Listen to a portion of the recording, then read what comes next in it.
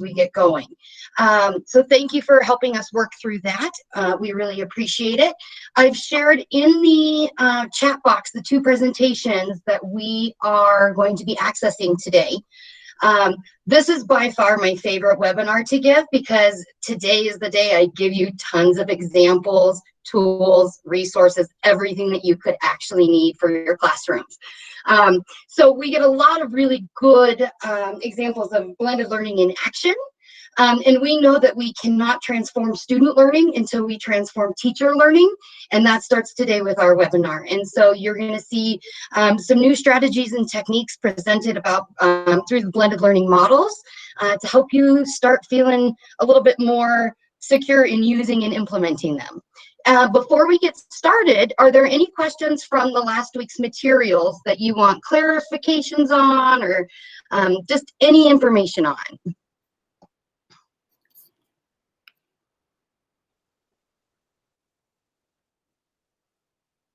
Okay, I'm not seeing anybody. I want to practice my wait time, but you guys have been doing a really great job of reaching out to me and asking your questions as they come up, and that's exactly what I want from you. So now we're going to kind of go into our presentation for today. I'm going to go over some class updates and just some basic strategies from this first week. So I'm going to go ahead and start sharing my screen now.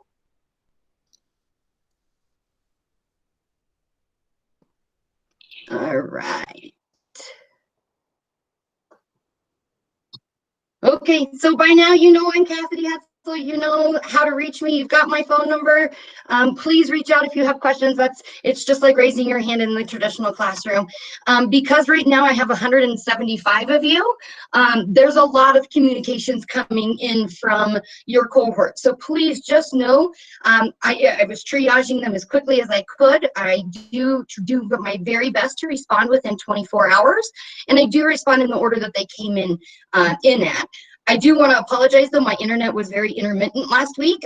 We had a tree in our neighborhood uproot and completely crashed down, and it took everything out, and even my hotspots and stuff weren't working very well. So it was intermittent at best. I had an allergic reaction to my sunscreen, which is why I look a mess today.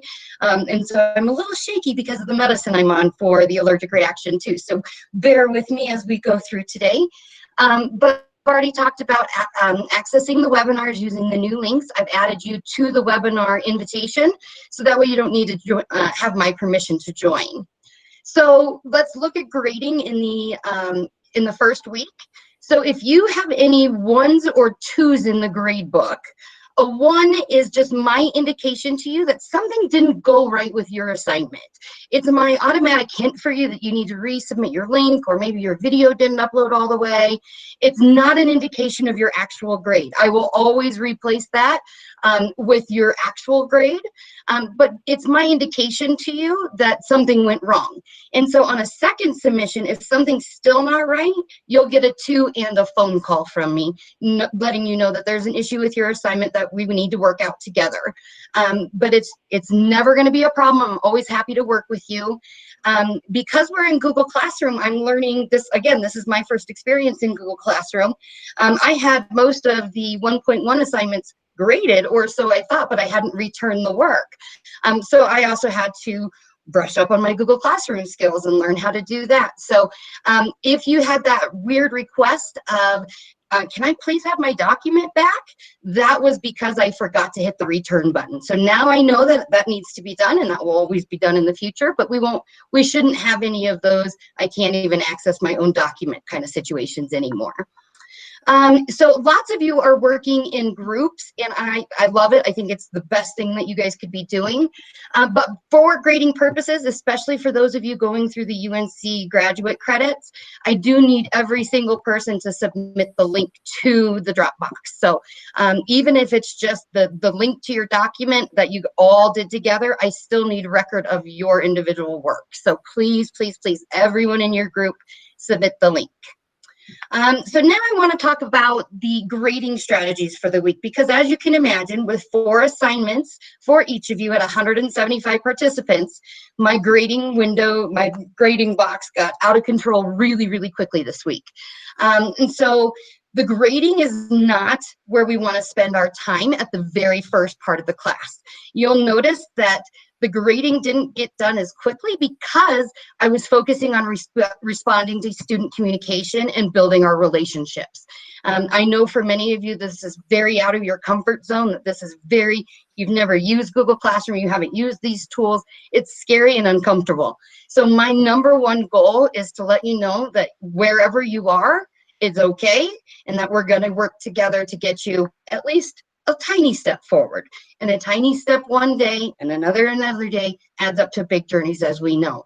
So please know that the focus has been on communicating. So returning emails, I've been having phone calls with several of you.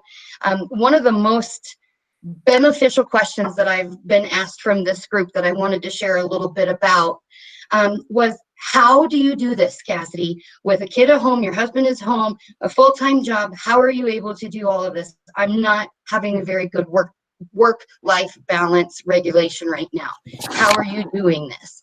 One of the things that I want to tell you is that my day is no longer an 8-hour traditional day.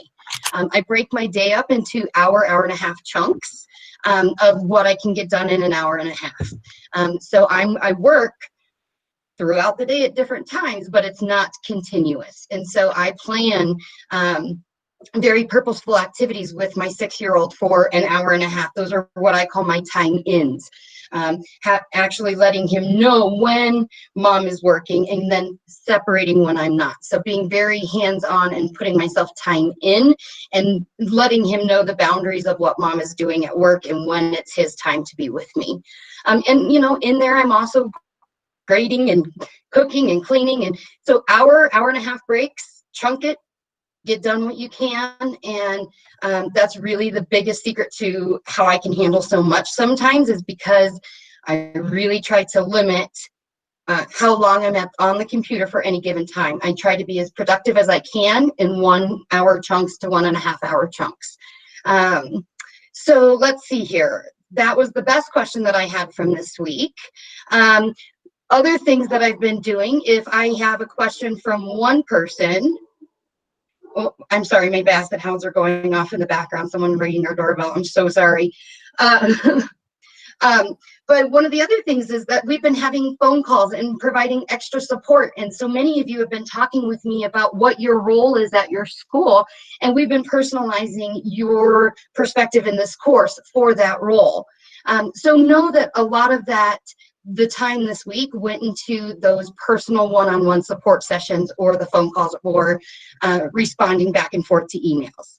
So those of you that are already working into Unit 2, that's fantastic. Don't worry, I'm sure your assignments are great, but today you're going to get a whole new set of resources to support you as you create these new assignments for Session 2.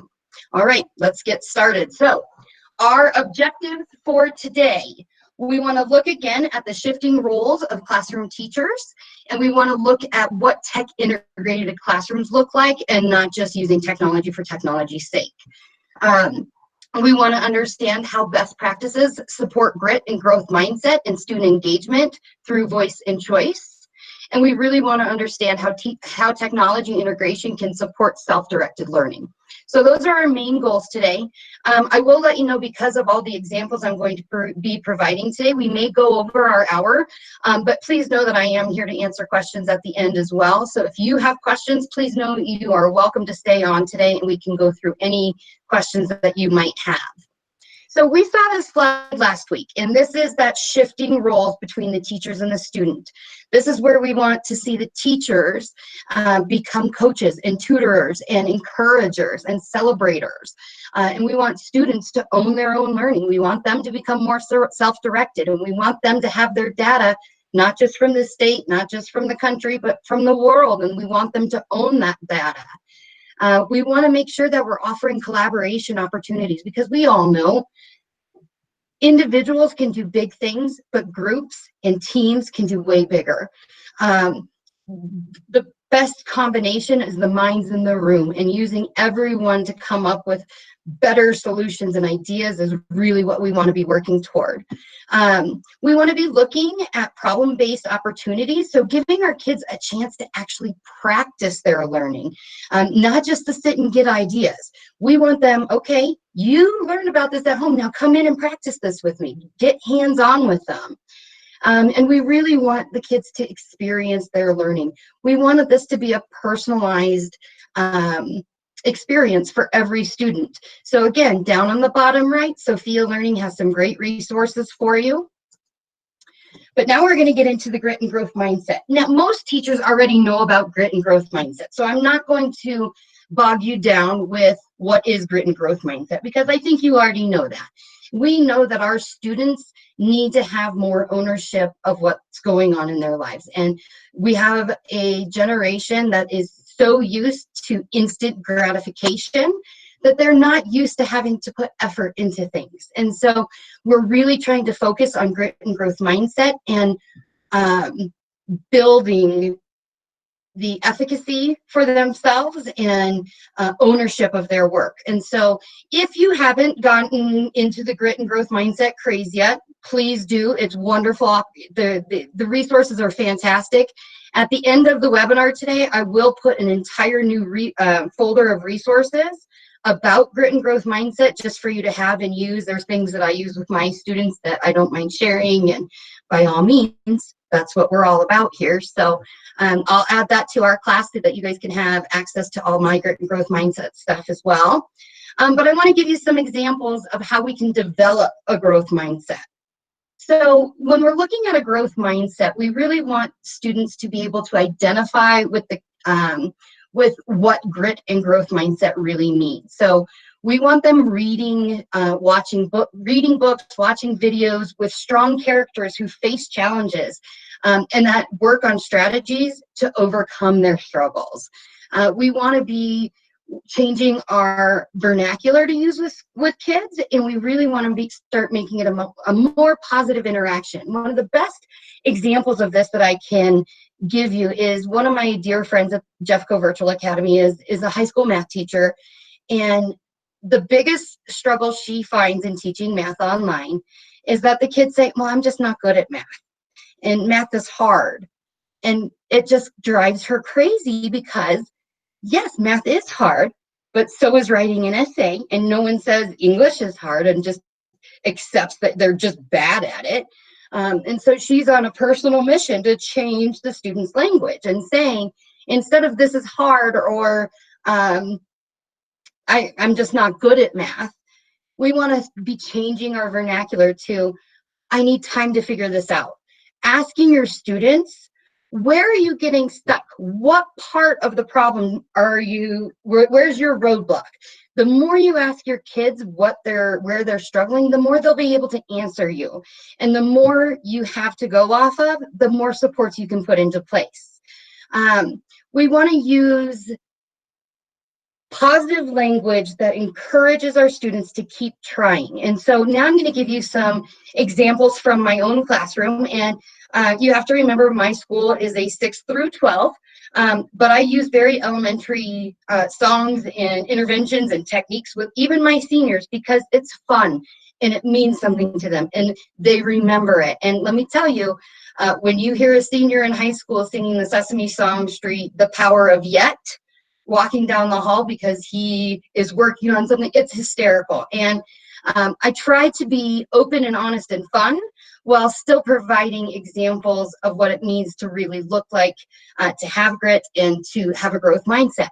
So in my classroom, a lot of my grading is done with the not yet grading philosophy. And now this is where I'm chunking instruction for my students and their individual needs. I look at each one of my kids at the very level they are, and I say, what is the next step this kid needs to learn? And that's where we start with that kid. So what I try to do is I encourage them to work on one step at a time with the not yet grading philosophy. Meaning, again, our students are so used to being, here's the assignment, I got it done, I'm finished, never looking at it again. That's not what I want from my students. I want my students to be reflective. I want them to be able to prove that they've gotten the learning. I want them to show me evidence of their learning. And so I do a lot of not yet. So what does that mean though? Well, my rubric is a check or a not yet. They each start with one single assignment, so one step. If they can't meet the proficiency for that level, then I give them another support. Once they reach that level of proficiency, they get the check mark and they can go to the next step. But this way, I'm allowed to interact with my students individually and see exactly where they're struggling and provide them the individual supports that they need. I use these songs all the time in my classroom. I use them for transitions, even just as brain breaks. I use them as discussions and even just reflective journals. So, okay, here's Andra Day's Rise Up. It's a beautiful song. The music video is beautiful. What does this mean to you about resiliency? Sometimes bringing the outside classroom in without any educational focus will help get your kids engaged. So maybe a kid that wouldn't have been engaged in your English class or your math class, but really loved Andra Day, maybe they're going to do that assignment and be that much more likely to jump in on something else. So if we have brain break opportunities and assignments where we can have students simply focusing on what does their growth mindset look like, where is their grit, and having students identify with where they are. One of the protocols I use with my TAG students, those are the targeted actions for graduation kiddos. So they're very credit deficient. They get so defeated because they're so behind. And so when you're allowing them to think about how they have control and that they have power in their choices, and that you let them see, okay, so how was that? How could we make one change to make a different decision? How could we have done one thing different on this assignment to reach proficiency? Or giving them the whoop strategy. If you're not whooping it up, you're missing out. Whoop is a wonderful strategy where it walks kids through what they know is expected of them, what is a goal they want to work through, what are the obstacles in their way that could come up, and then they create a plan for how to overcome those obstacles. So having that plan in place when the kids start struggling and you can go to the whoop, bring that out and say, okay, let's look. You had a plan set for this. You got behind because of your work schedule. Let's look at this. What did you say you were going to do? It gives them a plan of action. And so helping kids develop their executive functioning skills and their grit and growth mindset is going to help them be more self-directed in the future. So these brain breaks, the songs, I love the Zootopia. And again, these are transitions in my classroom. They may just be fun introductory videos of just reminding kids like, hey, this unit is tough, but you can do it. And so I really work with my kids on the power of yet. You don't have it yet. So here is your expectation. I'm very firm on my standard, but how we get to that standard looks different for every single student. And I use the way I can manage that so easily is with proficiency scales. I can look exactly at where my students need to be. So if they're starting at a 1, okay, let's look at level 2 and what's the bare minimum we need to get to start at level 2. Okay, if they're at a level 2 on the proficiency scale, what's the bare minimum for a level 3? And then it's checklists and guidelines and checking in and personal one-on-one times with students. But these are just some fun examples of what grit and developing growth mindset could look like in any classroom. And again, these songs, the exit tickets about grit, having kids just say, where did you get frustrated today? Where did you know you were working hard because you were thinking? Having students identify and work through that hard is good. We need them to work through that hard so that they feel that failing is okay so long as you rise up from it. failure is life's greatest teacher, and even Yoda has taught us that. And I do, in my examples of grit and growth mindset, I do use Star Wars examples with Luke and Yoda's training as examples, because it really hits home for some kids, and they're like, I get it now. And when you see kids finally attract to the idea of being more positive and being more open to difficult, that's when you get to deep learning. When you realize your kids are working harder than you are, that's when you're getting to that deep learning. And so giving them options for how they work through their grit and growth mindset, and allowing them to fail in minor bits so that they know how to get back up. So the not yet just simply lets them know it's okay that you're not there yet, but you need to keep working. So it's a constant strategy of, you're not one and done. You don't just turn this thing in once and be done. We keep working to get better and better and better. And I use a lot of examples about like iPhones and how different versions of computers, and look at how things have developed over time. Why on earth would our schooling be any different than natural history of things go through many different revolutions and changes before they're the best that they could be. And even then, there's always changes that could be made to improve it even more. So now here are some other examples. And these are taken directly from my classrooms. I did put these into Google Class or Google Docs and whatnot, because again, my classes are in Schoology, and the format wouldn't work for you to see it. So the format's a little screwy when we go in here, but it gives you the idea anyway. So what we have here is, this is the resiliency prompt for my students' reflective journal. And right now I'm teaching an credit advancement course that has, it's an English 12 course, and it's a 16-week course in 4 weeks. And that's a lot of work on these kids. So every single school day is technically a week of the class. And so we're talking about resilience at the beginning, because I'm talking about how difficult the course is going to be. And so I give them examples of different people who have grit. My images aren't working here right now, and I apologize for that, but I think it's because I'm presenting and there's so many people in our Google Meet and whatnot as well. But I give them examples of Malala, who was shot in the head and for wanting to be an to get an education. Nick Vujicic, he's got no arms and legs and is married with a son and is happy as can be and has an amazing story. Khadijah Williams, who was homeless and stayed all day in the library just so she would be safe, and read, and how she's now going to Harvard. And then Jeremy is a autistic student, and he sees in color, and he was able to give his graduation speech.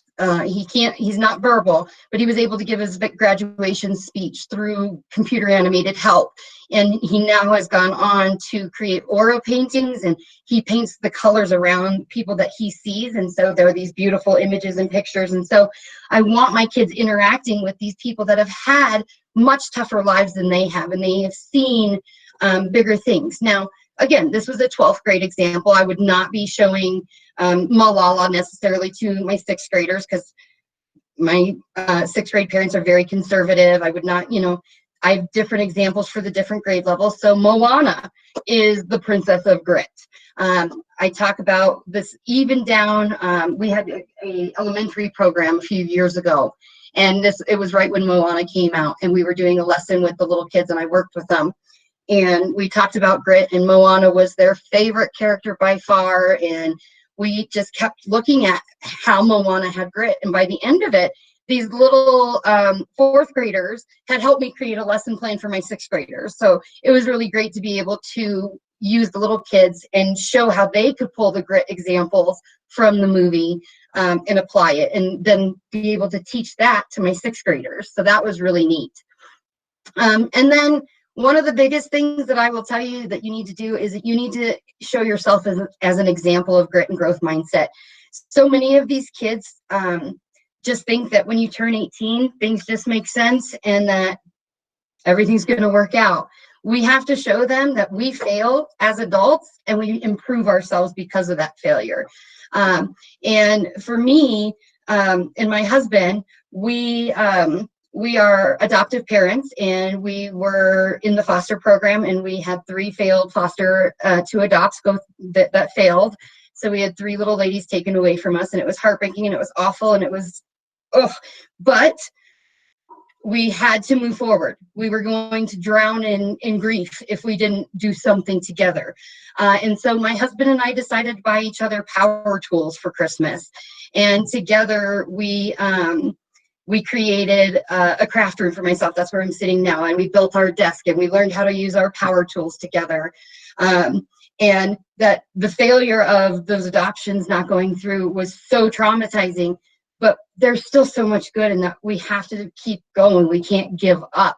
That I had my, at the time he was 3, I had my 3-year-old that I needed to start thinking about and loving and loving that life. And so showing my students the story and the pain and everything that I had gone through, it, 1, helps me connect with my relationships to my students, and 2, it really helps them see, okay, even Hetzel has to work really hard at things, that things don't just come easy to everyone. So include yourself as an example as much as you can.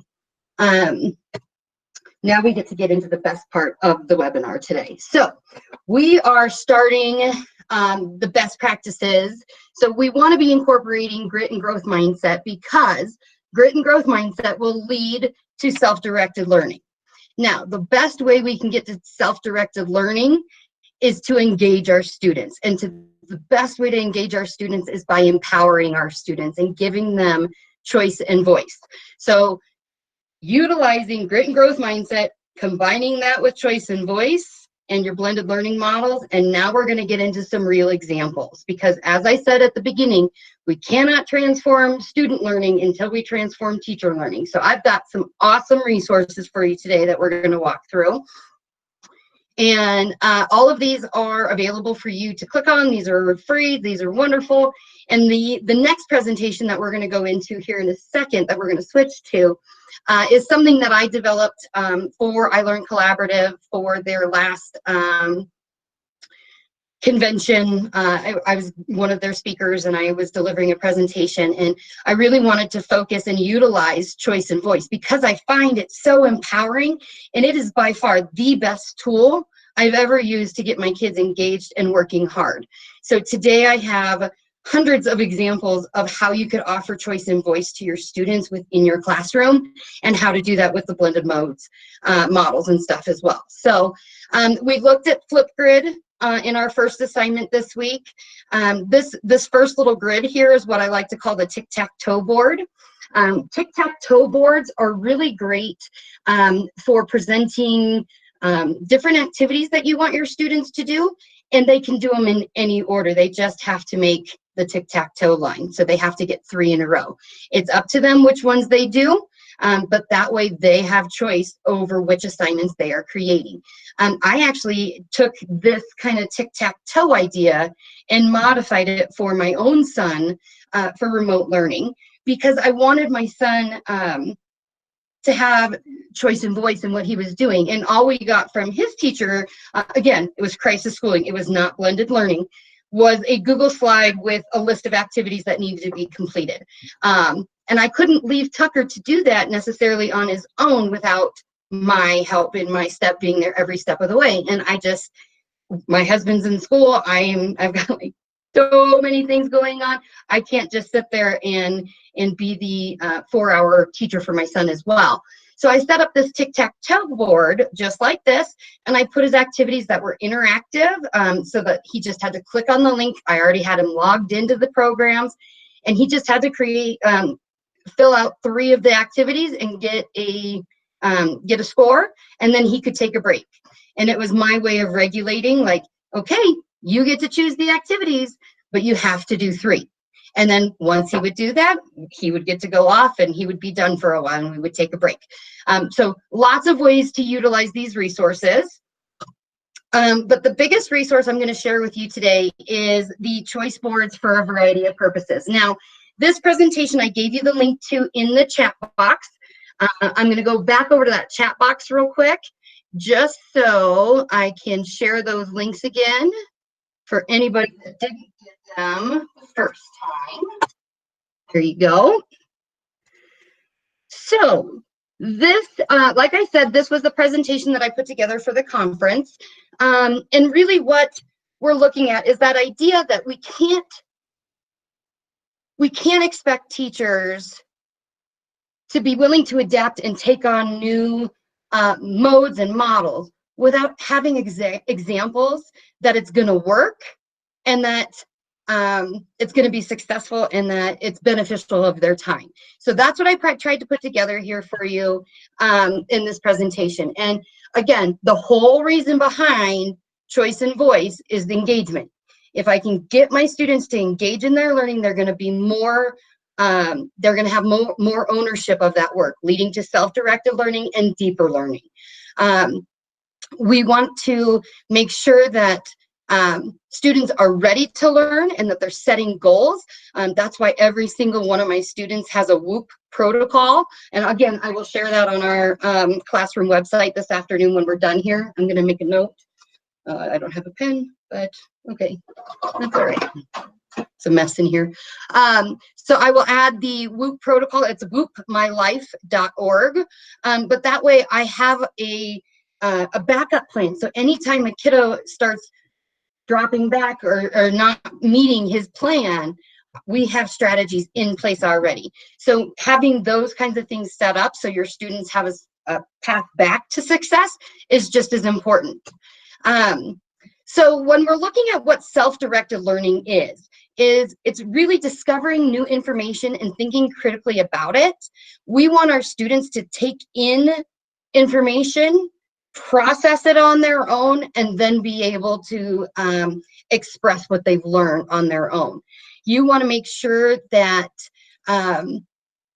students have a clear understanding of where they need to go. And again, that comes from that suggested pacing schedule, and also letting them know, hey, because we're doing blended learning, you might not have all of this done today, but over this time, you will have all aspects of this completed. So giving your kids a really clear picture of what's expected and where they're going is going to help get them to that self-directed level. Here we go. Hold on, I'm in the wrong one now. All right, let me get back to mine, this one. So the personalized learning through choice boards. All right, let me get to my presentation here. Okay, so this is what I will tell you, it's probably going to be your most useful resource for this week in your materials and your assignments for this week. We talked last week about the materials of Universal Design for Learning. I've incorporated that here as well. And then this Hanover research is all choice and voice research on why giving students choice and voice is important and the benefits for it. So please know that I'm a very research-based coach, that we do learning labs at my school. So I always want to provide you the research for why I'm saying to do what we're doing. And remember, the 3 principles of Universal Design for Learning are the multiple means of representation. So students get multiple ways to interact with new material. Multiple means of action and expression, meaning they get to choose and have voice in how they show their learning.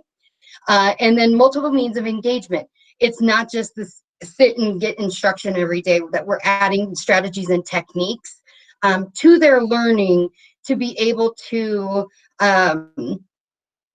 give them more ways to express themselves and to show their learning. So there's the research for why I'm saying choice and voice is so huge.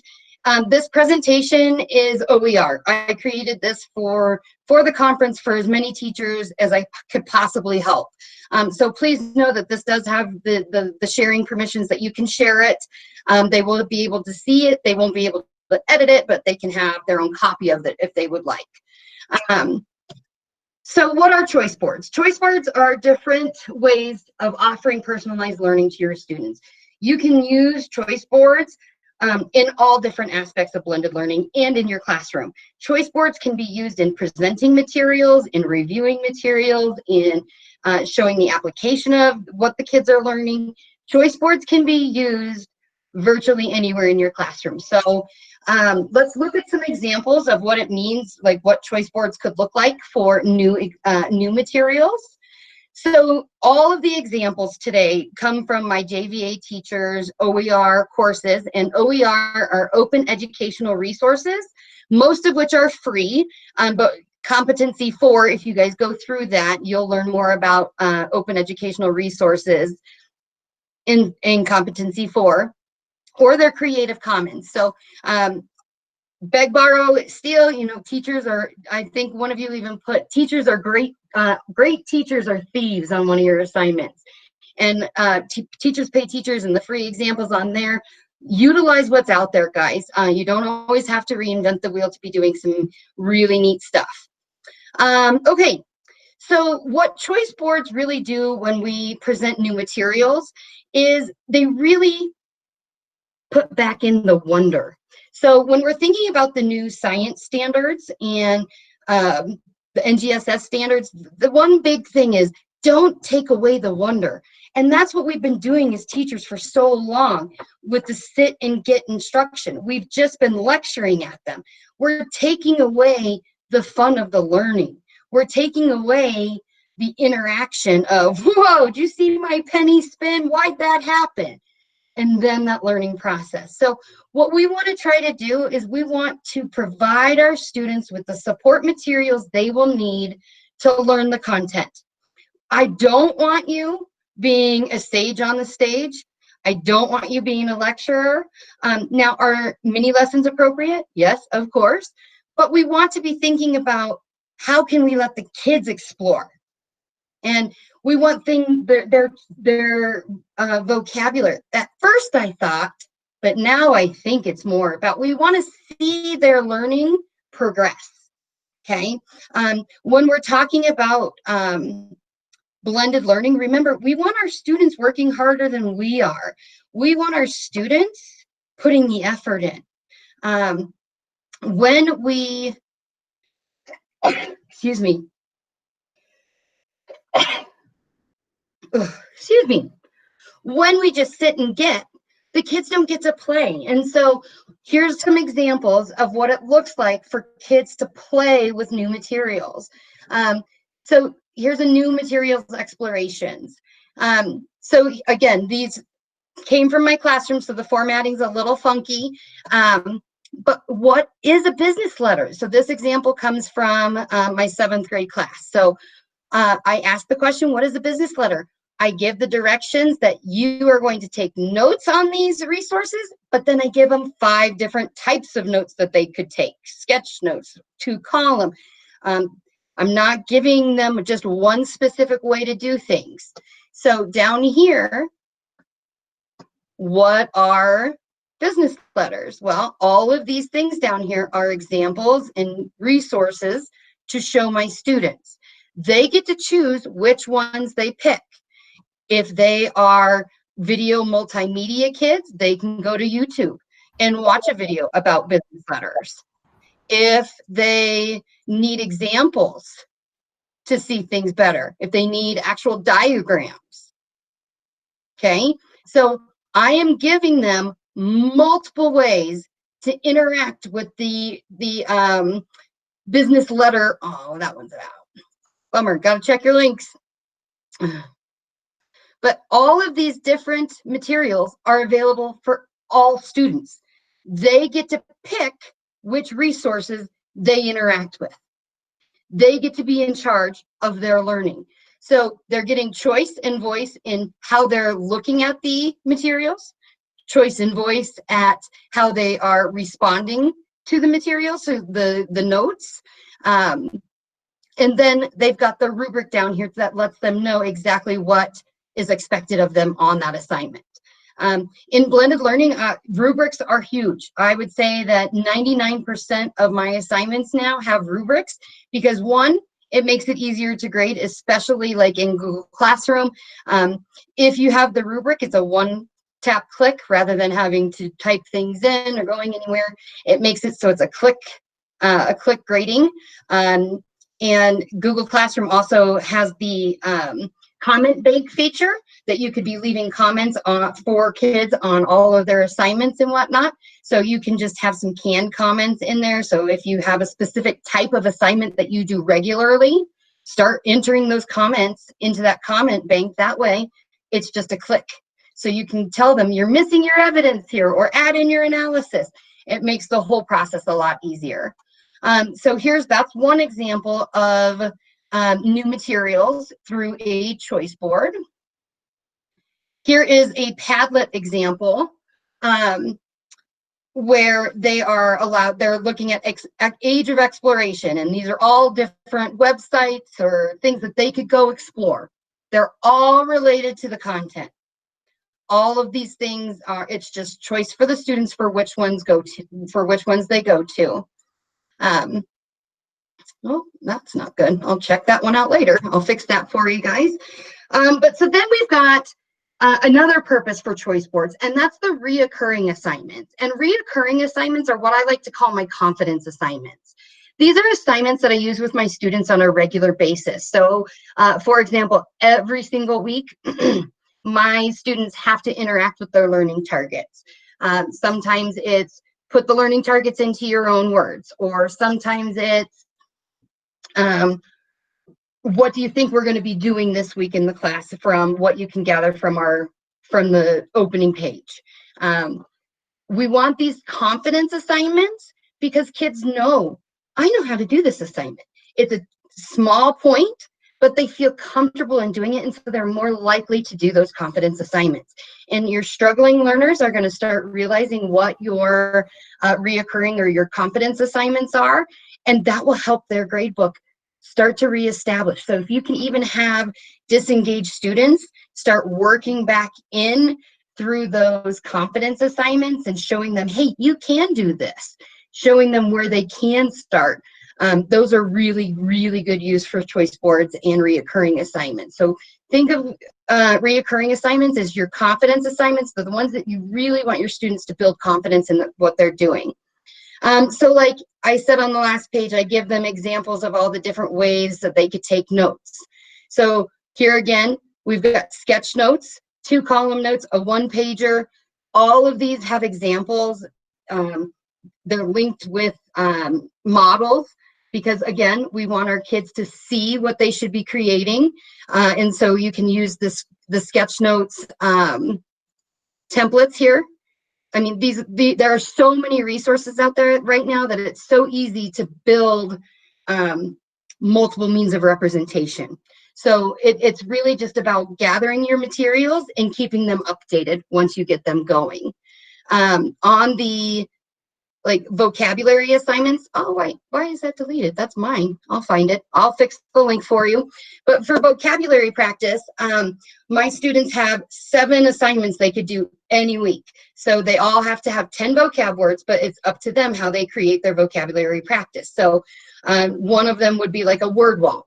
Put all your vocab words on your wall, take a picture of it, and show me you practicing in a video. Or you could draw an image for every vocabulary practice, and for every vocabulary word. So you give options and you keep those consistent, that those are always the choices. This is a reading menu. So this is, we're gonna go through lots of examples of choice boards today, and choice boards look all different. And so this is a reading menu. And so this breaks down, this is the pacing guide. This gives your student an idea of what is expected, and something, again, this is a reoccurring assignment. So if they're reading or writing something on a regular basis, this gives them that structure of what they would need. It's almost the checklist of what they need to do.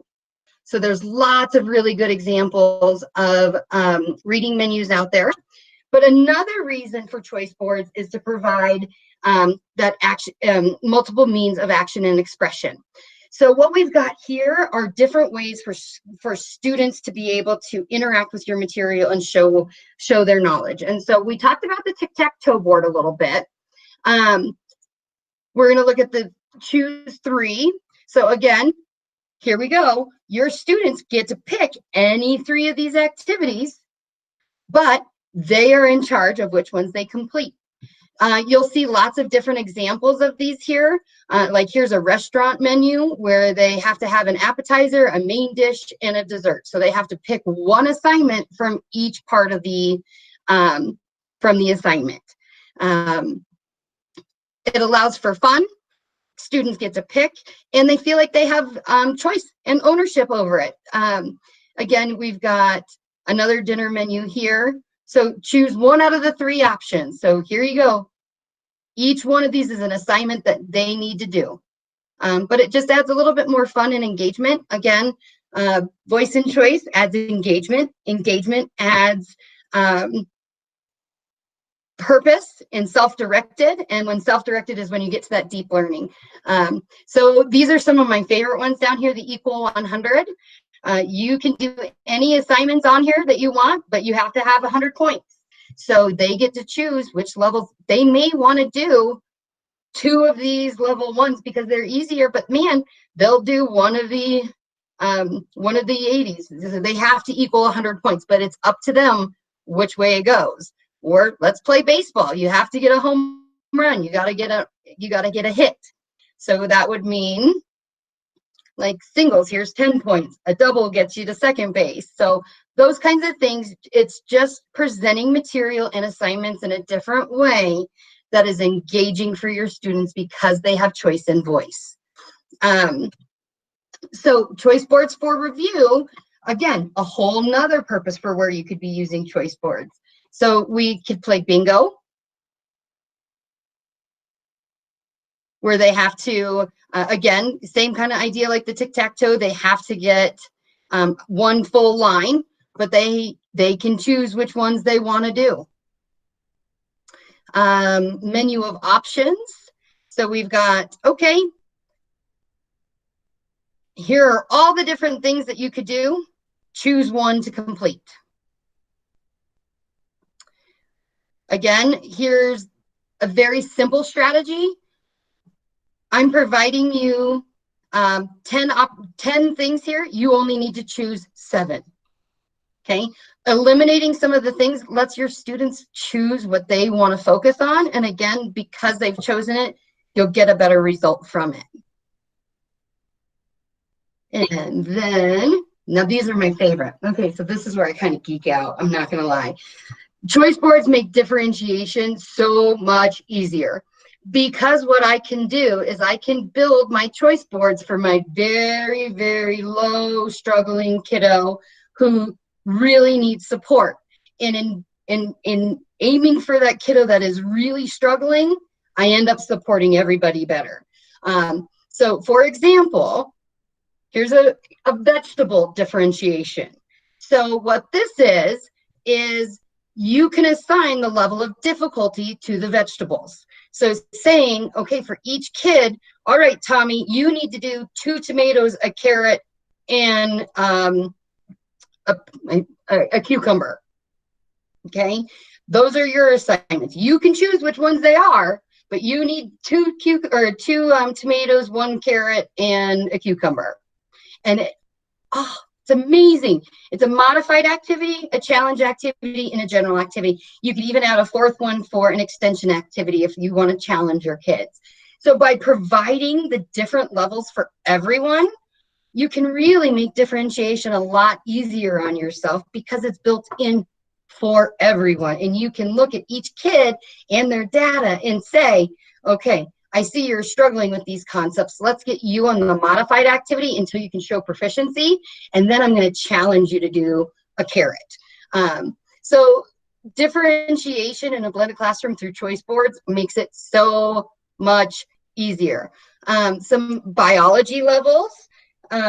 This teacher assigns kids levels and says, okay, you are a color, but on this assignment, doesn't matter. You get to choose where you are in the course. Now, normally, she has kids working in their just the right level with extension activities. And in this activity, she's actually having the kids go out of their normal comfort zone to try something new. So this is one of those things, again, that go out of your comfort zone, give them a chance to choose, and you'll often be surprised by what they choose. So you can see that she has different assignments that they need to do, different levels of it that needs to be going on, and she can assign that to the kids in her class. So in Google Classroom, I'm sure you could add like certain kids to one document, certain kids to another document. That way you could have groups in those documents. You could be using it that way. So lots of fun options there. And then we want to make sure that the kids are using self-differentiation tools too. Now, I know I heard from one of you that Speak-It wasn't working great this week. There are hundreds of thousands of these Speak-It options happening and coming out every week, and they're getting better. And some of the older ones are going away because they are not good. So you are right. I do need to update my Speak-It. So thank you for that. But I do also encourage my students the opportunity to know when to self-differentiate. Not every assignment in my online English class needs to be written. If you want to record your discussion response instead of writing it out, there's no problem with that. If you, instead of writing a paragraph, you want to do a voice recording, that's fine too. If you need to use Google Voice for typing because you broke your arm, fine. If you just need to use Google Voice because you are a hunt and peck and it takes you 5 hours to write anything, Google Voice does a very good job of recognizing your voice. Now, you have to be careful because you have to go back through and edit, and that's where it's funny for me to see my students because I just hand it back and I say, not yet. Might want to look at the Ode to Spell Checker if you haven't seen that lovely spelling mistake poem. It's a great example of why I tell them, not yet, you need to meet proficiency. So, and then if you're not familiar with Newsela, there is a free version. It's great. What I love about it is they have all different articles, all different readings, and you can level it by Lexile level. So if you have a really struggling reader, you can get that kiddo a differentiated text, and then get your really excelling kid a much higher level text on the same exact article. So that way your kids are still all reading the same, but you're giving them what they need individually. All right. Main things to remember with choice boards. Be flexible. Give your students choice and voice as often as you can. Multiple formats. Model your thinking. Like I said, I always try to have example structures and assignments done. So one, I know exactly how long it took for me to complete the assignment, so I have an expectation for how long it would take the kids. And two, we want to make sure that we're really just modeling our thinking as the chief learner in the classroom. I show my kids, okay, so if I was writing to this prompt, this is what I would start with. I would do my X's and O's. I would circle what was important. I would rewrite the prompt. And here is, I would take them step by step, and I provide those step-by-step scaffoldings for most of my assignments. So that's the choice and voice choice boards that we needed to get through. We've talked about the blended instruction. We've talked about the tech integration. Some of the best things that you need to do when you're working with tech is you need to make sure you're using it for a purpose and that we're not just using it because it's the cool new thing or because I didn't really want to write a lesson today. I just decided to put them on a computer. That is not what blended learning is. So when you're choosing your tech integration, please make sure that it's transforming your instructional practice. Ask yourself, how is this changing the way the students are learning and engaging with the content? And how is it supporting the college and career readiness? Again, we're trying to prepare our kids for jobs that haven't even been thought of yet. So where could we be adding in our 21st century technological skills? And when will students use this tech again? Like I said, be very purposeful. I use Edpuzzle, Quizlet, Storybird, a few very strong resources over and over, because I know once I get my kids familiar with them, they're going to be very purposeful in within my instruction, and that they provide a very specific support for my students. So don't just be using all the new things, have purpose behind what you're doing. So some tips to help you get to that self-directed and to help get your more engagement in your course. Try gamifying, learning tools that promote self-assessment. I think last week I showed you the example of Author's Purpose, and that they got to play Battleship at the end.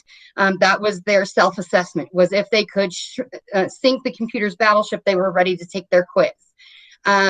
Create tasks that allow students to respond digitally to a prompt in their own time. Just like that Flipgrid this week, it allowed you guys to just have a quick response. It's only a minute of your time, but it allowed you to have a video there, or you could have done it in the Google. Some of you did it in Google Meets. Give them options for how they respond. It doesn't always have to be just in writing. Ditch the PowerPoints and add in the interactive lectures. So tools like Pear Deck, elementary teachers, if you have not been using Pear Deck, I highly recommend it. Middle school and high school teachers, they've got great things for you as well. But the interactions of Pear Deck, I think, with you guys in Google Classrooms are limitless. And I think for our creating digital content next week, I'm going to add a little bit of Pear Deck training to that, so that you guys can get at least a little bit of a view of the potential of it. The other tool I really want to share with you today is Edpuzzle. We've talked about it before, but Edpuzzle is it can be added on to a video created in YouTube or on your computer, wherever. You can embed questions, you can add comprehension checks, you can require students to watch the video before they're able to move on. What's nice about it, and I shared this example, I believe, with the introduction to JVA, is our students were going through our introduction and they were still missing the most important things because they weren't watching the videos that we were providing for them for the support. And so Edpuzzle being put into our introduction put a hard stop on kids moving forward until they watch the video. So really cool product there. Nearpod is really neat. It does have a subscription. There is a free version. It does a lot like Pear Deck. I haven't used Nearpod near as much, but Pear Deck was much easier for me to get started with than Nearpod at the beginning. And then things like Storybird, Powtoon, Storyboard that. The bookmakers, have students document their own learning. Have them create this was my journey of learning, and I did this, then I did this, and have those resources provide evidence to your kids' learning. And then you also want to make sure that you digitalize your classroom. Use your Google Classrooms, get your stuff organized.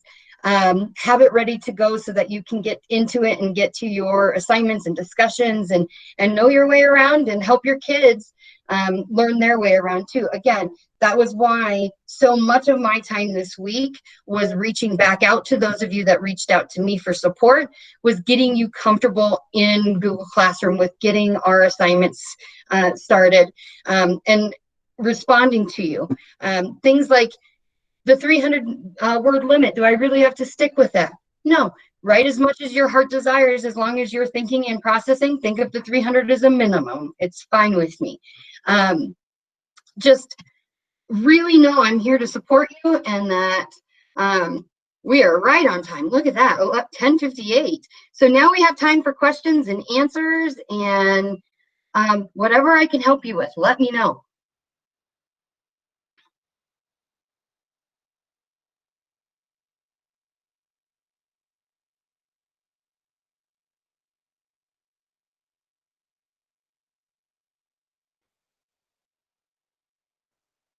That was a lot. It's a lot of resources. So again, I want you to remember, that's kind of the point of these webinars though, is to, here's all the resources. Here's the support person. Hi. I'm wanting to help you go through them at your own, look through them, start thinking of how you can take choice and voice and incorporate it into your role. If you are an administrator doing PDs, give your teachers and staff choice in what they're doing. Give them opportunities to branch out and expand their learning. Think of how you can add choice and voice to your role so that you can, one, it helps me get to know my students because I start to get to know their choices and I kind of see where they like to venture to. So it helps me build that personal relationship, but then it also helps me build and develop that relationship by working one-on-one because they are so self-directed and everyone has these choice boards that I can walk around and spend my time one-on-one with students.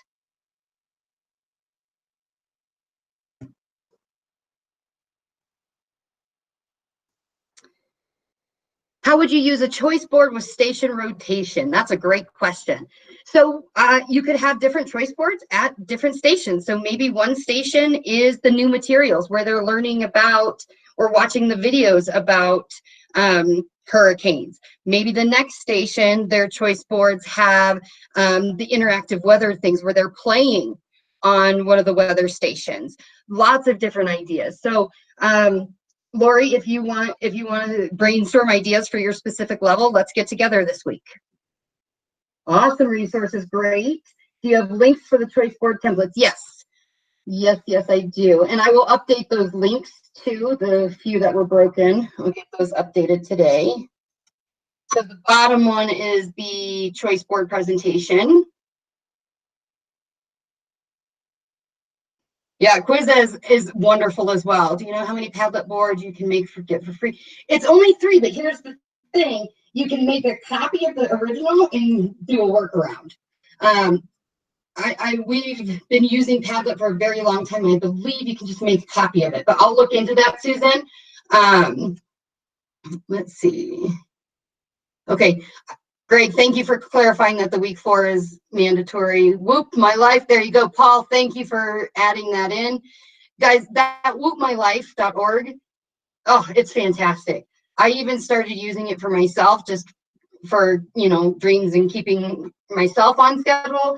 It's wonderful. If you haven't looked at it, please start using it with your kids because it just gives them a plan for when and if, and they will all have that little thump where we can say, let's go to your plan. What was your plan of action? It's really a good supportive tool. Okay, let's see. Am I missing anything? Okay. So now it's your question time. What else you got?